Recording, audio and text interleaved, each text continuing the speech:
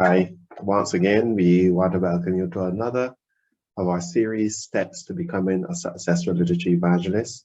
We have looked at the entire stage and step of preparation, where we talked about spiritual preparation and mental preparation and physical preparation. We're going to deal with another aspect of preparation that is very important in terms of gaining information. And most people do not think about this. They think that they just go straight and go into the community and start to work. But there's a level of pre-approach preparation that must be made. So we're going to talk a little bit about pre-approach preparation. All right, so pre-approach preparation, that's what we're going to be looking at. What is pre-approach preparation? Pre-approach preparation is the key to get general information on the territory. Okay, so what would have been happening is that once you become a recruit and you would be assigned to a territory, to an area for which you would work, where you are expected to establish your presence, establish your influence, and establish your ministry. And so the pre-approach preparation is getting general information on the territory. And this is very, very important to get general information on the territory. So you want to know what kind of persons live in there. Okay, so if you've been assigned a territory, it'd be good to know, okay, if I'm working in this territory, what kind of persons do I have? A rich class? Do I have a poor class? Do I have a middle class? Do I have teachers? Do I have lawyers? Do I have doctors? Do I have business people?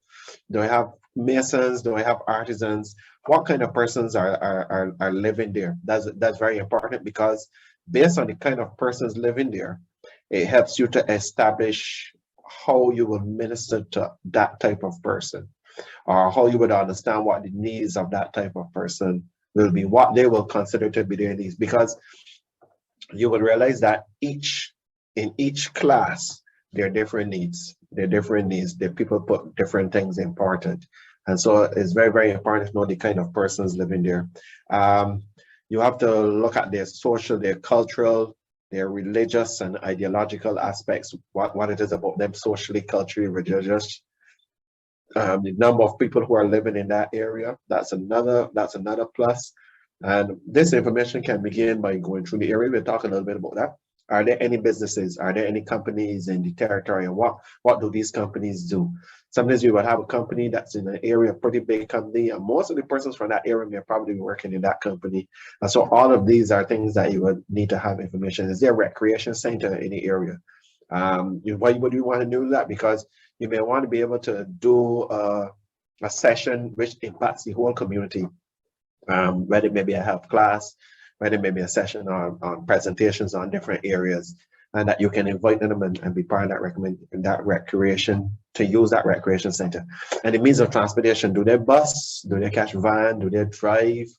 What are the means of transportation for these individuals? So how do we get the general information on the territory? So we know what is the general information we're looking at. So how do we get that? So you can walk or drive through the territory, taking note of the number of houses, condition of houses and surroundings, etc. So as you drive through the area, you look for certain things. Look for ties to see. You look to see the quality of the houses, what type of houses there are. Are there any vehicles outside the homes? Those are the things. How many homes are in through a particular gap? And basically, at the end of this walk or drive through, you should have a general map of your area, where all the roads are, where the houses are, how many houses are in a particular area, which houses look inhabitable and which ones are uninhabited. Does it look like an area where they have a lot of children? Does it look like an area where there are a lot of business people, young people? These are the type of information that as you walk and drive through the area. Now you see how important your spiritual, your mental, and your physical preparation is for this, because you got to be thinking, you got to be watching, you got to be observing, you got to be discerning. You got to be able to make sure that you're able to look for any clues that can help you to understand the customer to which you are targeting. You can get that information from friends or persons who you know that live in the territory. So if you know you've been assigned to a territory, you have a friend that lives into that territory, you can ask them information about the people in the territory, about their neighbors, get some names from that person in terms of the names of their neighbors. And I'll probably say to that person, recommend me and see if you can set up a meeting so that I can talk to these individuals. You can check the newspapers as well to find out any information. And sometimes you can find things appearing in newspaper that deals with a particular area. Sometimes we always say that papers bring negative news in terms of deaths and all of that, but all that is information that's critical. Let's say that's an area that is known for gang activity and known for all of this is important in knowing your territory. So you don't just say, okay, I'm a literature evangelist now, let me get up there and go and start working. No, you have to do reconnaissance, as the word will call it, where you scout out the area, where you try to have an understanding of the people who are living in the area, the type of living conditions and type of families that are in the area. So how do you get general information? Clients. As you start to visit homes, you gain additional information. So you talk to a client, you ask, oh, how's your neighbor? I talk to neighbors. I passed and I realized that there was no one living in that house. And person will be able to say, there's no one living there, XYZ. And they'll probably say to you, this is where other people are. And you can always say to them, if you find my service, if you found out what I've done for you, your neighbors I can do the same thing for your neighbors. Maybe you want to give me a recommendation so that I can visit them. I can visit them as well. You can give specific information on other residents through referrals from other clients. That's what I talked about just now. So they can give you an idea. Okay, I know there's a lady who is retired just like me, who's living 2 houses down. Her name is Miss, and she lives with her husband. Or I know there's a family who now has a young baby and they have toddlers just like me. That is the type of information that you will want as you go through your territory. And all of that is important for pre-approach. And when we talk about pre-approach, we're not just talking about pre-approach to the territory, but pre-approach to individual homes within the territory. So why is this important? Why is this important? Because it helps you to make a good greeting. So what the benefits, it helps you to make a good greeting so that when you go to speak, you know who you know the level of person that you're speaking to. You know something about the person that you can use in gaining the sympathy, in gaining the attention of the person. So you get confidence because I know who I'm going to. I may not have met them yet, but I know their names, I know some of the things they like. It gives me a level of confidence. It allows you to feel physically safe or to be more aware. So obviously, if it's an area with gang activity, you have to be a little bit more aware. Even areas that may not have gang activity, you still must be a little bit more aware. But it allows you to give that physical safety. If you know, okay, this area is a development area and it has neighborhood watch, a very active neighborhood watch. Those sort of things make you physically safe. You overcome the unknown. Basically, you know what you're going into, you know what to expect to a certain level, and so therefore you don't have to fear.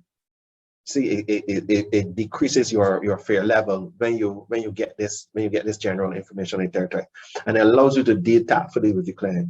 Obviously, because I know who I'm talking to, I know their economic status, I know things about them that I may have gained from watching their household. I know they have children. I know they like gardening. Those type of things are things that you will have to pick up on, and that you can use in order to